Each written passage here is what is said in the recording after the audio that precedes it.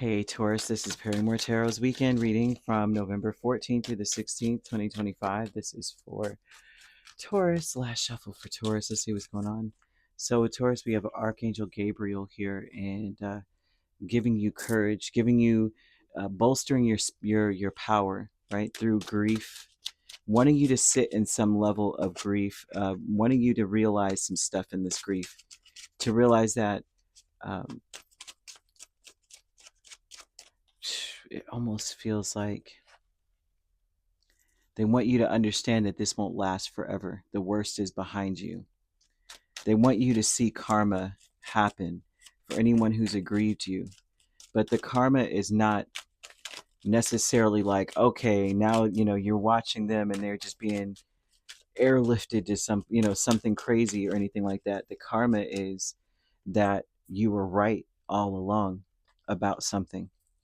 Whatever it was that you were worried about, you were correct in worrying about. That would be the karma. You may have been trying to warn people about something. May have been trying to help people, and they cause you a lot of grief, a lot of sorrow, a lot of sadness. And they want you to understand that a lot of the things that you do, as well as the people that are around you do, is choose things based off of society, money, right? The money that you'll get out of things, and they're not really doing something because it's something that they truly love. They don't really have the passion for something. They're even speaking to you about this, that you need to focus on what you have passion for. Um, what are you passionate about from the heart? And you want to ask yourself this, right? And it's easy to express when you ask your heart. When you ask your mind, you're trying to deliberate and balance out 15,000 different things. You got to trust yourself, according to this is what Archangel Gabriel is trying to express to you. You need to trust yourself, that your ego will lead you astray, usually, right? And your ego will show you the success of everyone else around you and show you how you're not measuring up. A lot of the grief may be coming from that, from your past, from the fact that maybe you stopped doing something for the sake of like what society believes that you should do, and such, right? And they want you to follow your heart more than anything else. What makes you feel like, you know your, what's the word, you what makes you feel like you're you, I guess, is the best way to say it, because they're telling me that you're your greatest gift in life. The best thing you could ever give to the world is you. The best thing you could ever do for the world, for anyone around you, is to be whatever is inside of you. Okay. I feel that for many of you, it's time to forgive your parents or your parent. It's affecting your love life, not forgiving them. I feel like your parents may have caused you a lot of grief, or you may have experienced a lot of grief and sorrow when it comes to your parents, and you may still be carrying that with you, and it is affecting your love life. It's affecting most of your relationships. It could be the reason why you maybe, you overthink a lot of your communications with your friends. It may cause you to mm,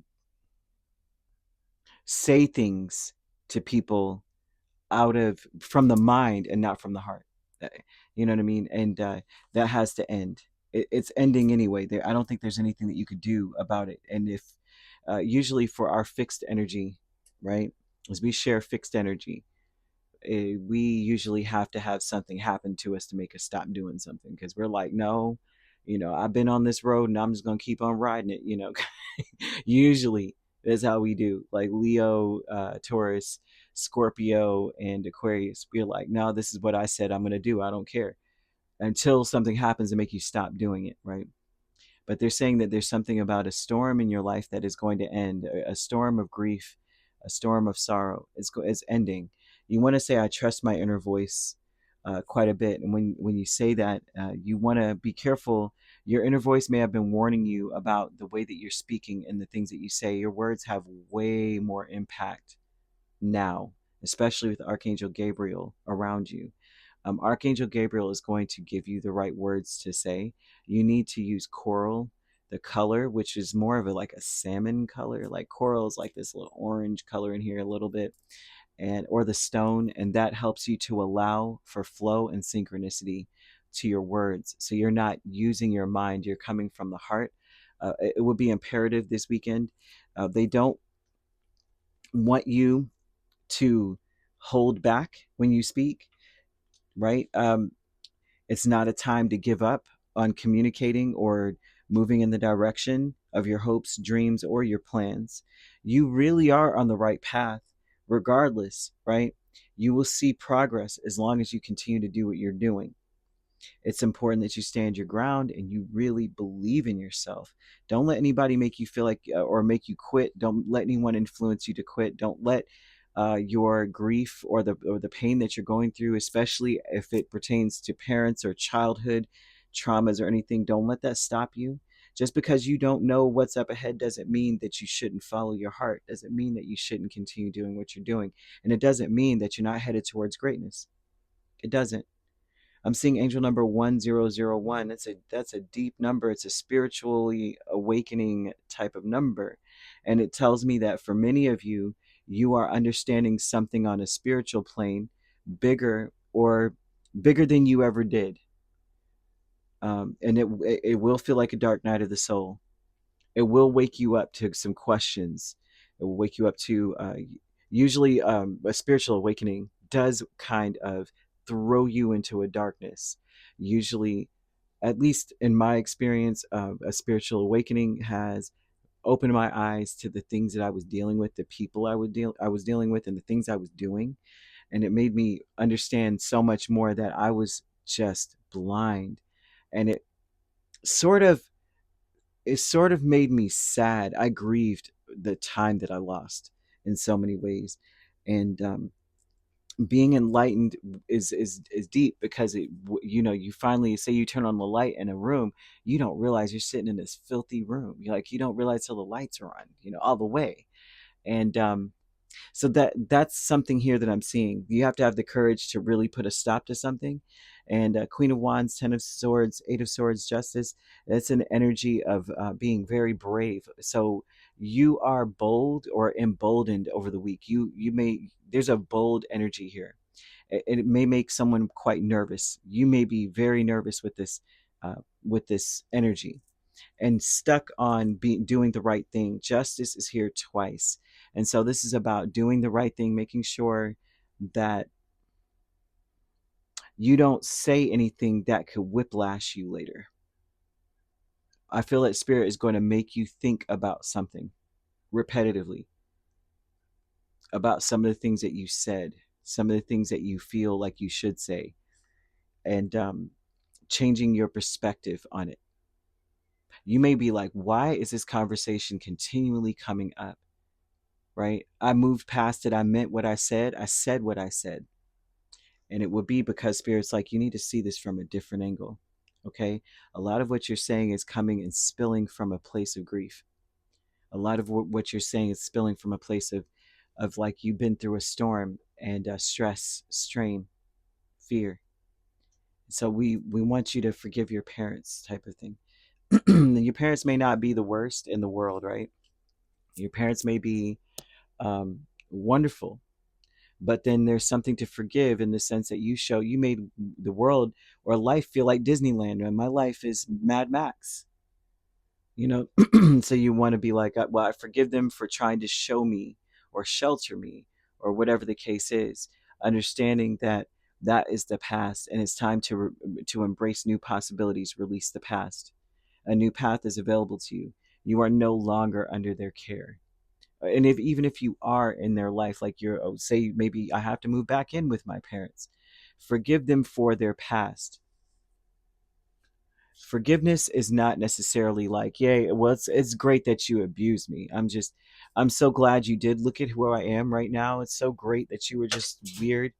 But more so of saying, I get that you did the best you could with what you had based on your path in life.